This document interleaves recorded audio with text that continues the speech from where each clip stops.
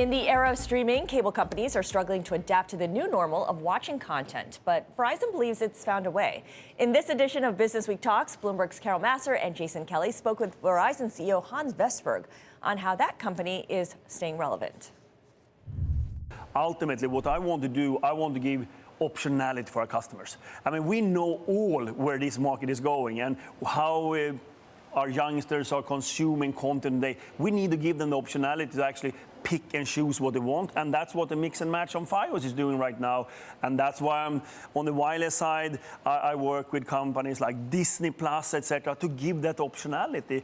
And I think we're in a new brave world where we as leaders just need to understand we need to see and listen to our customers daily. Hans, that unbundling, why now? Is it just that you're seeing the numbers of people, certainly a younger generation, giving up linear TV and saying, I want Netflix, I want Apple TV, I want other things?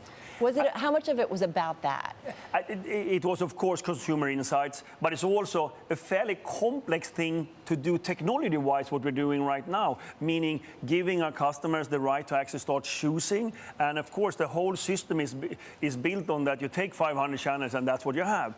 We want to give our customers, these are the channels I'm looking at. And I think that anyone in the industry is seeing the same. I mean, you see all the big broadcasters come with their streaming services, etc. So I don't think it's something different. It's just that we decided this is our time. And remember, our strategy has been all the time that we are not going into content. Others will own content, but we can partner with anyone. So in our case, this was a very obvious way to do it. All right, so let's talk about those streaming services if we can for a minute, because you've created some partnerships, notably with some of those big names that you mentioned.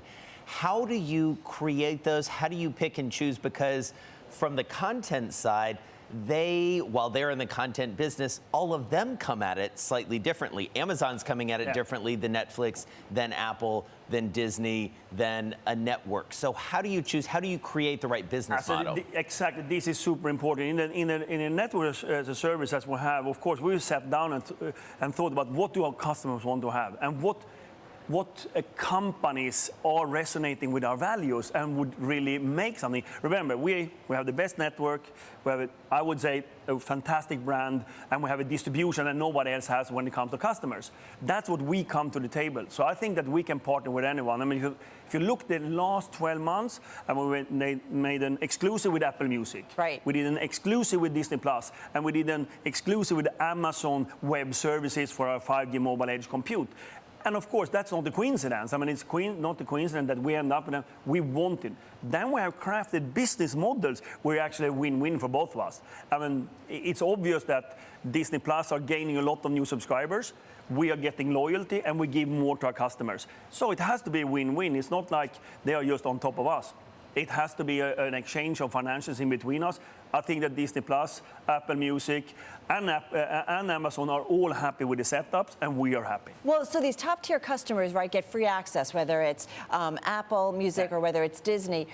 What's the payoff for you? What are you seeing? And are there more partnerships coming? I think, first of all, the model we have is on the Disney Plus and Apple Music. You get it for free from the beginning, and then we turn them into paying customers. And of course, that model is that we have a lower cost in the beginning, then we get something back when they get paying. Right. And we now know how many of our customers will be turning around because we have so good understanding of our customer base, who wants it. So that's how we do it. And of course, yes, it might be more, but I will do it exclusive. I will only do it with brands that I really believe that is sticking up to our values as well as for our customers. Talk about the Amazon deal. We talk so much about the cloud and Amazon Web Services. What does that enable you to do? This is extremely exciting. I mean, we spent almost 1.5 years with Amazon to do this. So just to understand what we're doing with Amazon, we are bringing the cloud service out to the edge together with 5G in order to give super low latency, enormous throughput for applications being developed by developers. This cannot be done. This is the first time in the world where actually we have seen that partnership. Amazon couldn't have done it by themselves because they don't have wireless 5G. Verizon couldn't have done it by itself because we are not in cloud service. We don't have cloud software. The combination of us can create something that is so transformative that today you basically, as a developer, you can click on our first 5G Edge site in Chicago and start developing an application for 5G with low latency and enormous throughput. of course, it's a transformative. And of course, we're one site right now. Think of us have hundreds of them, maybe thousands of them over time, where you have big data centers, maybe less than 10 in the country.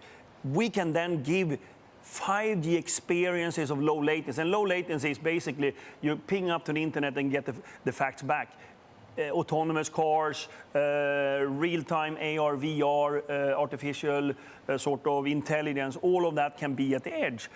And we have just seen the start of it. So that's why we're so excited about this partnership and what we launched in December, 3rd of December last year.